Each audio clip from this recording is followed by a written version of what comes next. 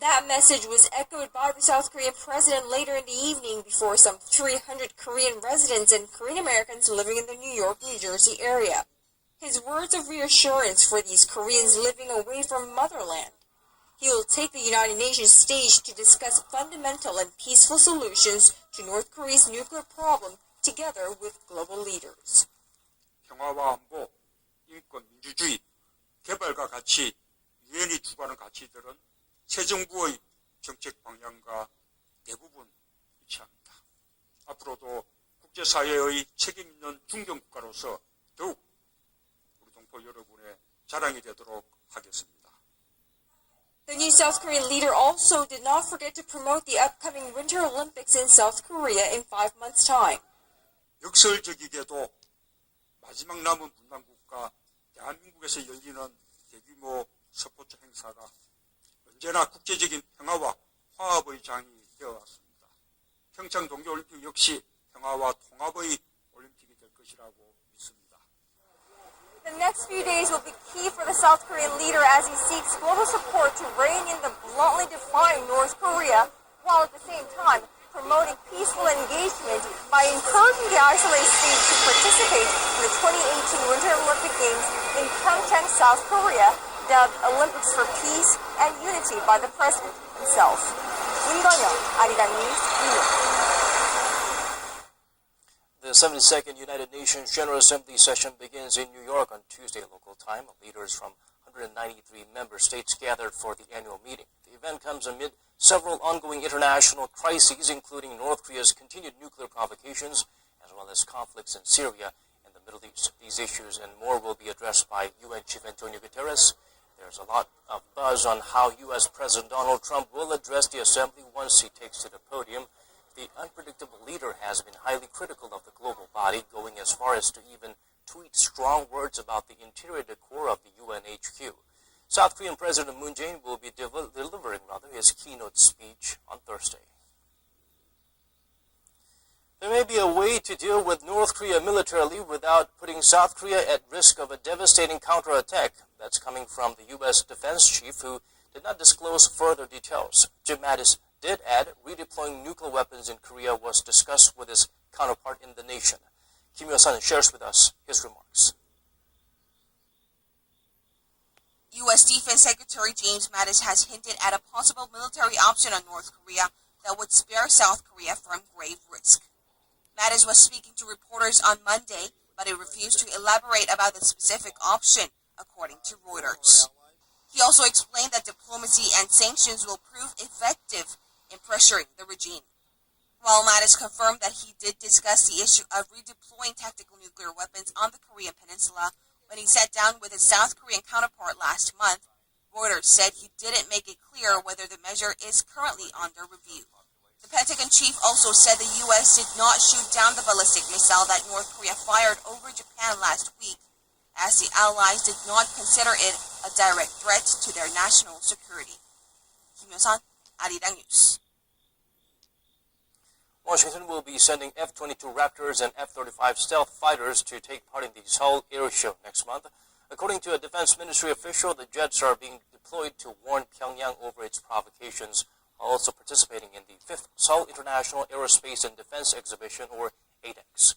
The expo will be held for 6 days starting October 17th at Seoul Air Base. An Air Force official says more than 400 defense firms from 33 countries are expected to take part in the biannual event, making it the largest since the first one held back in 2009. Spain is kicking the ambassador from North Korea out of the country in response to the regime's continued nuclear threats. It joins the growing list of nations that are trying to send a stern message and tighten the noose around Pyongyang. For more on this development, let's turn to our Kwon Jang-ho. The Spanish Foreign Ministry told the North Korean ambassador on Monday that it's time to go. They informed him that he was considered a persona non grata due to his regime's continued pursuit of nuclear weapons and was told to leave Spain by the end of the month. Spain now joins a growing list of countries from all corners of the world who have taken similar action in recent weeks. Mexico and Peru have expelled their North Korean ambassadors, along with Kuwait, who also ordered the embassy staff to be reduced from 8 to 4. The The Philippines earlier this month also announced that it would cease trading with the rogue state. The US has been calling on all countries to cut their diplomatic and financial ties to North Korea following the latest UN Security Council resolution. The kicking out of these diplomats is expected to create some economic obstacles for the regime and affect North Koreans working in those countries. But although it does send a message, without cutting off diplomatic ties entirely, such actions can be seen as more of a symbolic gesture. For North Korea, it will cause difficulties in their usual channels of illegal smuggling and affect their economic relationship with these countries. However, it's more about sending a message to the regime. If international pressure increases further, it could lead to greater diplomatic action, but those nations will want to see how North Korea reacts first. 권장호, 아리랑 뉴스. South Korea's exports grew at the fastest pace among the world's top 10 nations in this category. The welcome trend is fueled mainly by brisk sales of semiconductors, petrochemical products, and automobiles. According to the World Trade Organization, Korea was the world's sixth largest exporter with outbound shipments of some $328 billion, up more than 16% in the first 7 months of the year.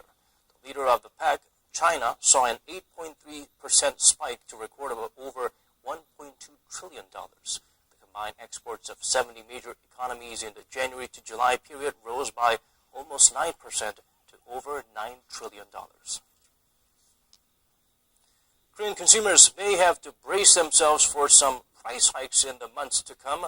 Producer Price Index jumped up in August, usually a sign of future inflation. Park Ji-won breaks down the discouraging digits for us. Korea's central bank says the tentative producer price index in August has increased by 0.3% from the previous month. This is the second month in a row that prices have risen and the 10th consecutive month of on-year increases. This increase is mainly due to a huge jump in agricultural produce prices. The price of fresh produce surged over 14% from last month as torrential rain and heat waves hit agricultural production. The price of peppers and tomatoes in particular saw an increase of over 100% in just 1 month. The rate of monthly increase of agricultural produce prices is the highest in more than 6 years. Meanwhile, producer prices for fishery products and livestock fell a little from July's figures. The producer price index is seen as a barometer of upcoming consumer price rises as it indicates the wholesale price of goods and services, which are usually reflected in consumer prices 2 to 3 months later. Park Ji-won, Arirang News. The nation's cruise sector was one of the hardest hit industries when China imposed a ban on group tours to Korea. But Seoul has been coming up with measures to lessen dependency on Chinese visitors. And according to our Lee Ji-won, such efforts are bearing fruit. A cruise carrying some 2,500 tourists arrived in Korea's southern port city of Busan early Tuesday morning. Having departed from Taiwan on Sunday, Sapphire Princess made a one-day stop in Korea as part of a 7-day trip around East Asia.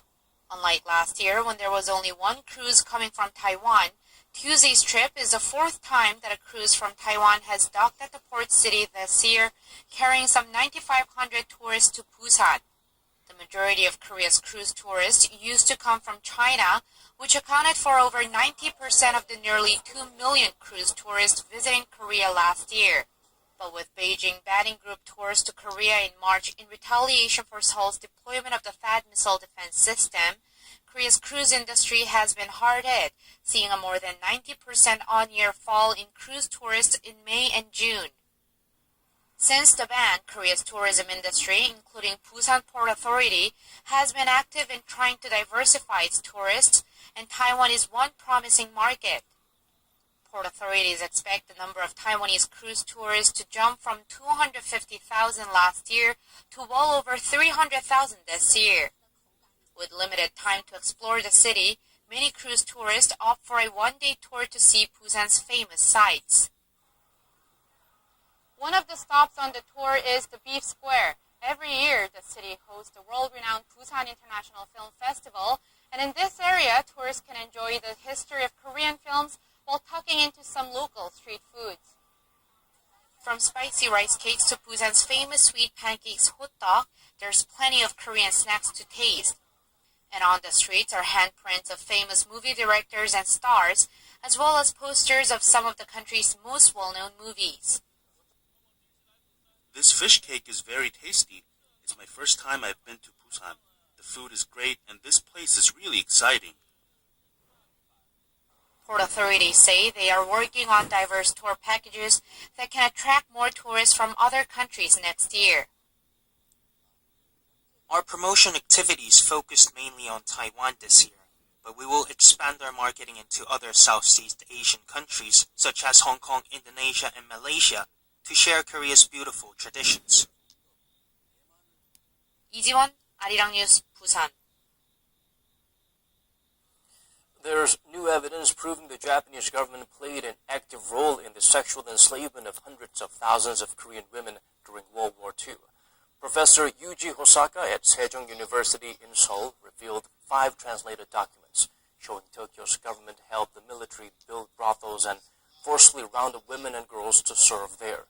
The documents had never before been published in Korea. Professor Hosaka urged Japan to take responsibility for forcing women into sexual slavery during wartime.